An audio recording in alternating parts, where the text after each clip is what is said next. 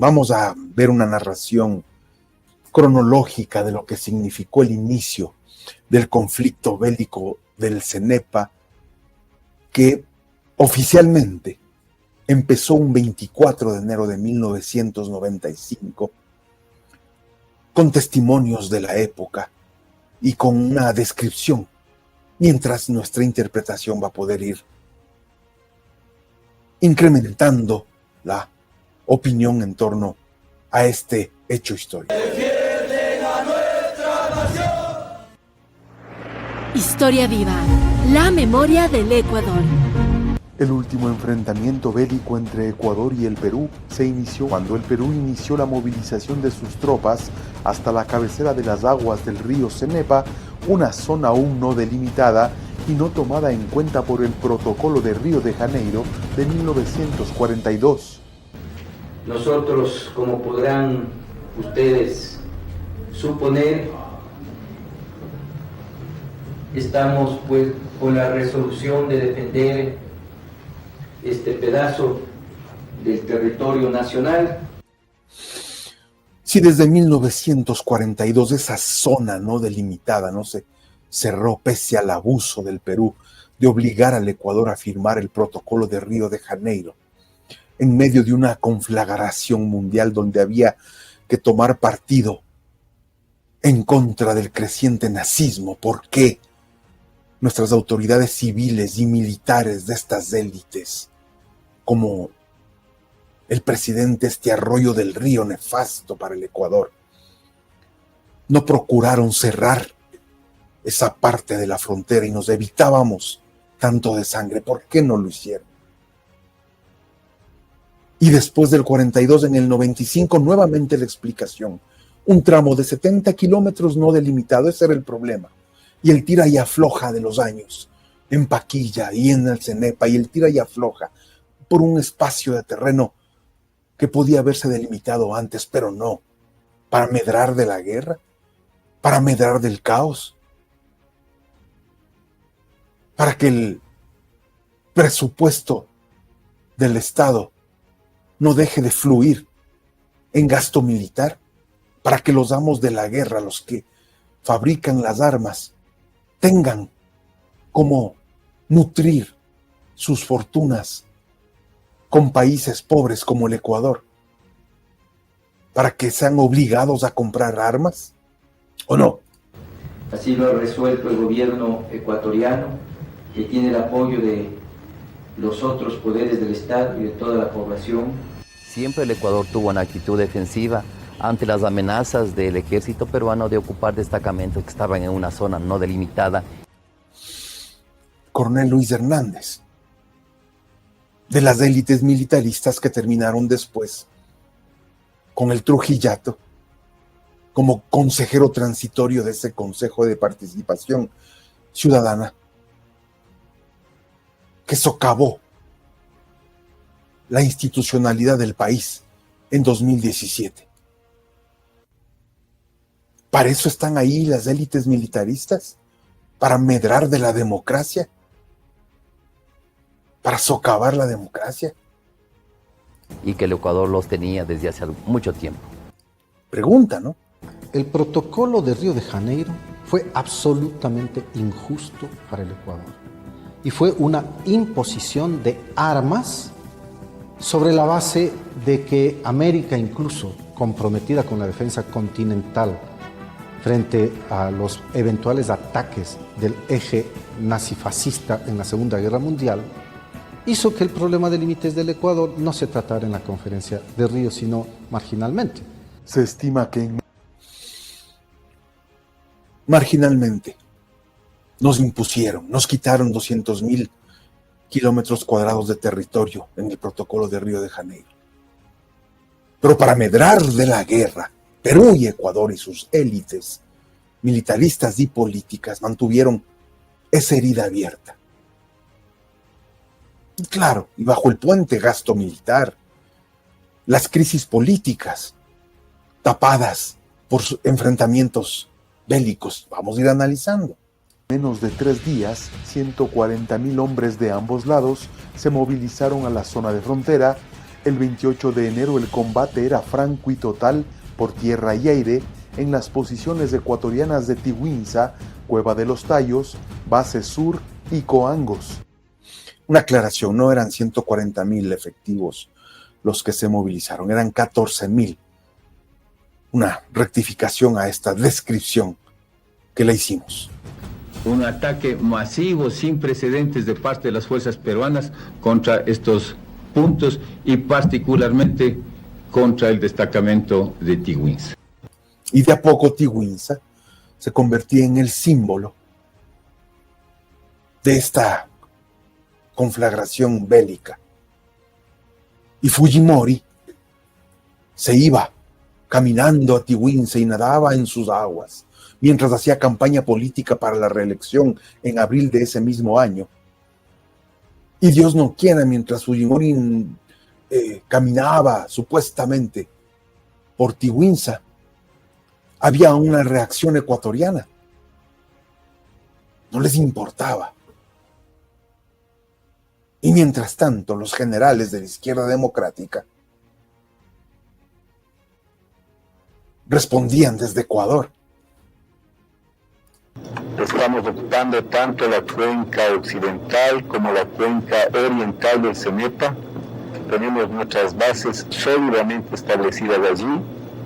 Hoy ingresaron a las 9 de la mañana ya periodistas de Tiguinza.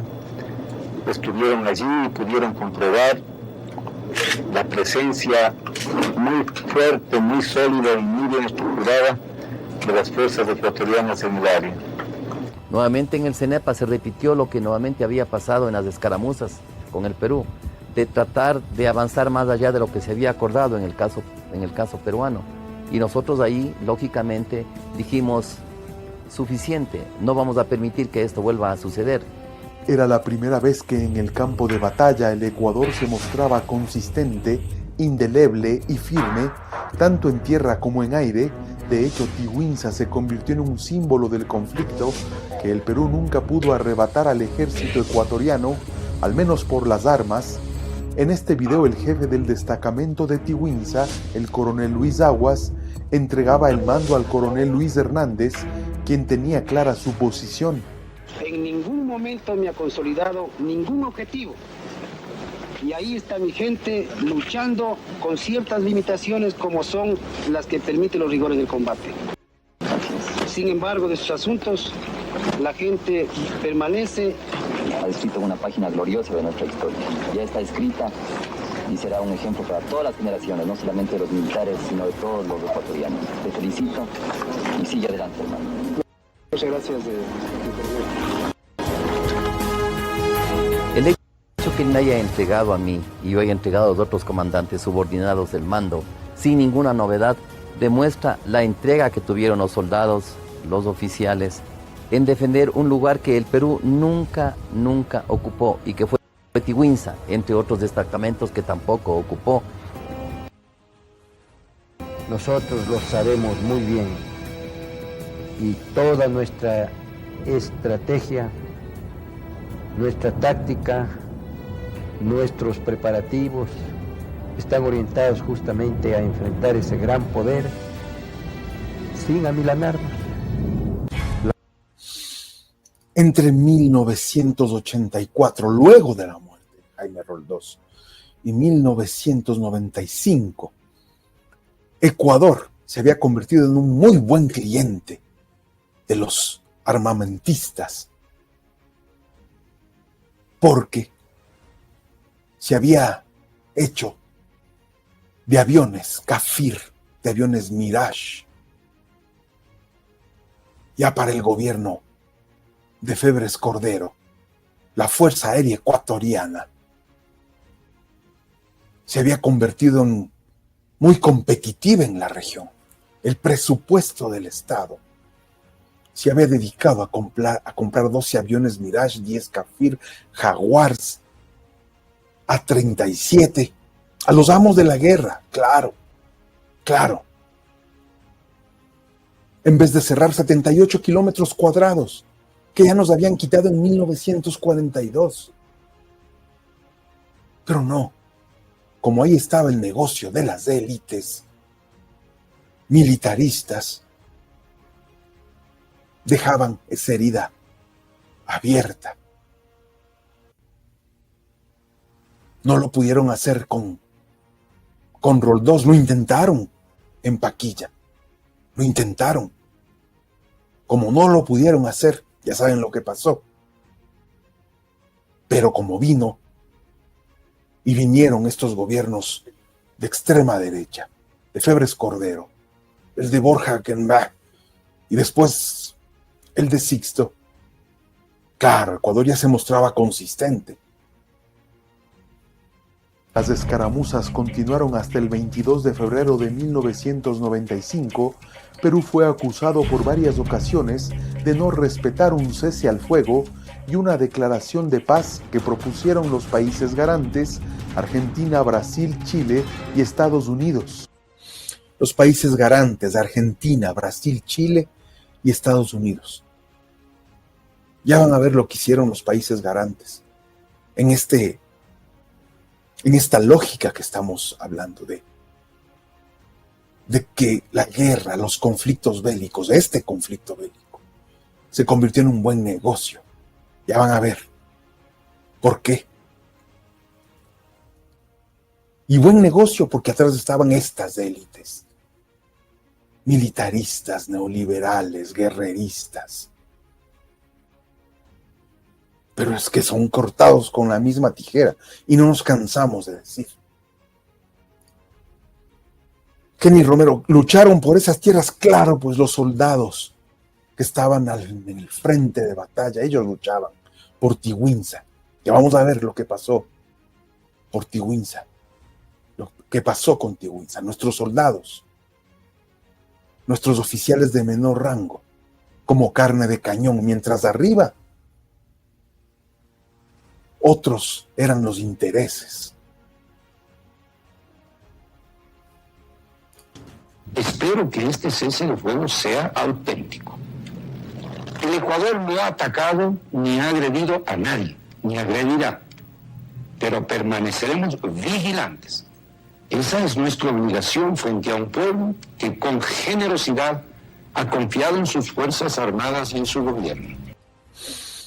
¿Se imaginan un presidente que está embarrado en negociados de su vicepresidente con gastos reservados, comprando conciencias y comprando políticos en todo el Ecuador y comprando medios de comunicación,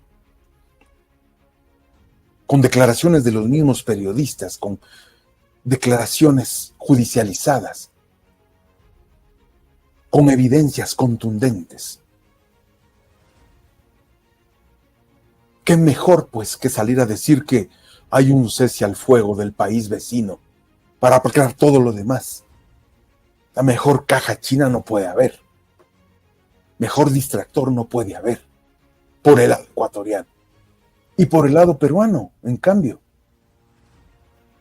La mejor campaña política para la reelección de Fujimori. Mientras tanto, los amos de la guerra felices, porque la venta de armas estaba abierta en feria.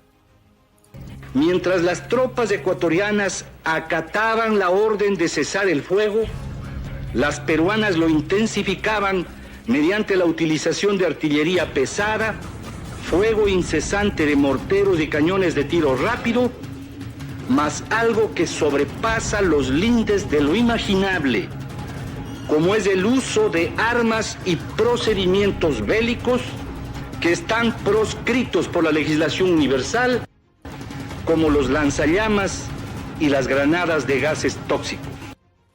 El vicepresidente de Febres Cordero era ni más ni menos que el embajador de Ecuador ante la OEA. Es que son lo mismo. Y posiblemente estaba convirtiéndose en el mejor jefe de campaña de Fujimori, pues,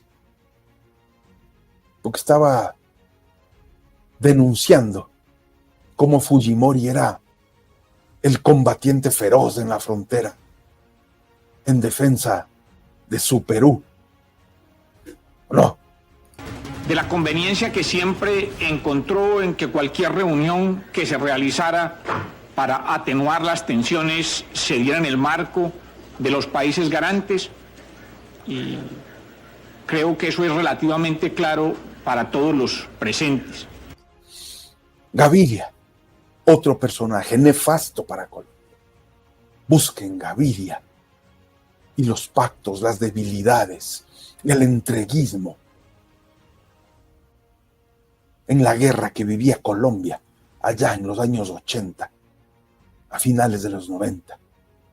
Y ahí Gaviria, como secretario general de la OEA, y la OEA entregada pues en cuerpo y alma, ni más ni menos que la extrema derecha mandando en Latinoamérica, en Ecuador.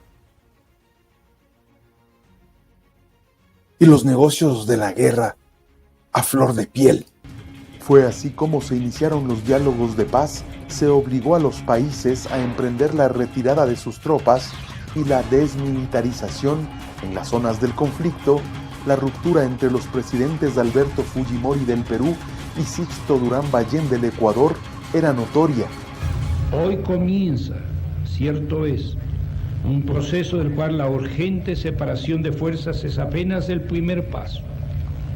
Debemos presentar ante dichos garantes, ante la faz del mundo, todas las argumentaciones que hagan factible la ejecución del Protocolo de Río de Janeiro, donde la geografía no lo permitió. Estaba reconociendo Sixto Durán Ballén la vigencia del Protocolo de Río de Janeiro. Estaba reconociendo que nos quitaron esos 200,000 kilómetros cuadrados. Y estaba reconociendo que hay un pedacito por solucionar. Le estaba dando la razón a Fujimori, le estaba dando la razón al Perú.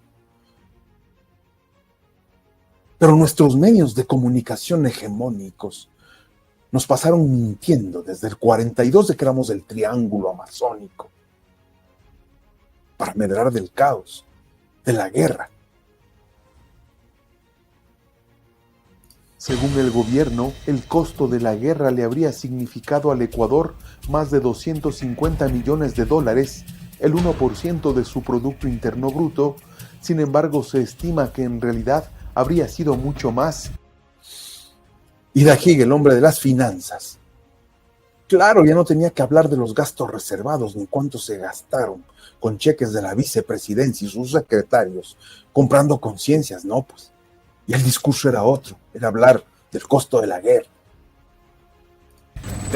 Y nos comíamos el cuento. Testimoniarles el agradecimiento de todo el pueblo ecuatoriano. Muchas gracias. Las Fuerzas Armadas. No, las Fuerzas Armadas ecuatorianas son Fuerzas Armadas que obedecen a sus mandos y que comprenden que lo que se ha hecho en todo sentido es lo mejor para el país. Muchas gracias. De hecho, el ministro de Defensa, José Gallardo, reconoció en esta publicación que tuvieron que recurrir al coronel Gaddafi de Libia para adquirir armas por 150 millones de dólares el 4 de febrero de 1995. Podía acercarse al coronel Gaddafi y que era importante la gestión de él para obtener el armamento. Ecuador comprando armas a Gaddafi. Y en medio de eso estaba un nexo que era un sacerdote anglicano, que era cercano además al MPD. Y además, otro de los países garantes, uno de los países garantes, el gobierno de Carlos Menem de Argentina, garante del Protocolo de Río de Janeiro, y que debía haber sido neutral, vendió armas ilegalmente a Ecuador para ser usadas contra el Perú, y ahí estaba sentado un ministro de Defensa como Gallardo, reconociendo todo esto. Argentina, país garante, neutral, vendiendo armas al Ecuador. Y claro, en la campaña política de Fujimori era un golazo para volver a ser presidente. Pues. En el 2013 un tribunal penal de Argentina condenó a Carlos Menem a 7 años de prisión por esta venta ilegal de armas, no solo a Ecuador, sino a Croacia. 75 toneladas de armamento por $33 millones, 8,000 fusiles FAL, fusil automático liviano, es FAL, cañoneras, 10,000 pistolas, morteros, ametralladoras compraron ilegalmente. Por un lado Ecuador y por el otro lado el vendedor Argentina. Pero la impunidad campeaba, pues. Campeaba la impunidad. Además, hubo el proceso de venta ilegal de armas desde Argentina al Ecuador como país garante de la paz en pleno conflicto. Si Satanás... Pues miren lo que dice el ministro de Defensa de Sixto Durán Ballén. nos hubiera ofrecido el armamento que necesitaba mi país para defenderse, yo le hubiera agradecido. Si Satanás hubiera ofrecido el armamento que el Ecuador necesitaba, le hubiera agradecido. Y así se feriaban los recursos para comprar armas ilegalmente. Y acá no pasó nada. Acá siguieron haciendo política. Después fue candidato presidencial. El jefe del comando conjunto, todos políticos, que de la izquierda democrática, que por aquí y por allá. El reino de la impunidad, en el bando de los protegidos. Protegidos porque eran de la misma ideología, del mismo neoliberalismo, de las mismas élites. No pasó nada.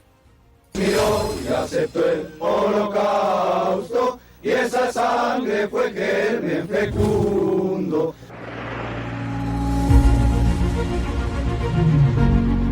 Hemos logrado... Mientras tanto, Dajic vendía un país de maravillas para tapar su irresponsabilidad con el tema gastos reservados en medio de un conflicto bélico. Miren lo que decía Dajic sobre la economía ecuatoriana, pero vamos a mostrar también las imágenes del país que teníamos. Se va sumando Víctor Cárdenas. Hola, hola. Por eso los curas, sacerdotes y papas bendicen las guerras. No bendicen, no.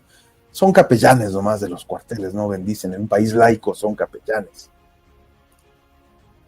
Cris, hoy en día una gran mayoría de los jóvenes desconocen estos eventos. Desconocen que son capaces de medrar de la guerra para obtener réditos políticos y económicos. Fujimori lo hizo, Sixto lo hizo. O para tapar sus desastres. Dajic lo hizo. Y medran de la guerra. ¿Saben cuál es la diferencia? Hoy son igualitos, ¿no? En las élites militares, tomando el poder, con todas las funciones del Estado, queriendo que jueguen a su favor. Pero la guerra en las calles, los muertos en las calles, y los soldados en las calles, y niños desaparecidos, quemados, torturados. La lista ya van 20. Eso pasa. Estamos ahora en esa fase. Vamos para atrás, como el cangrejo. Vamos para atrás.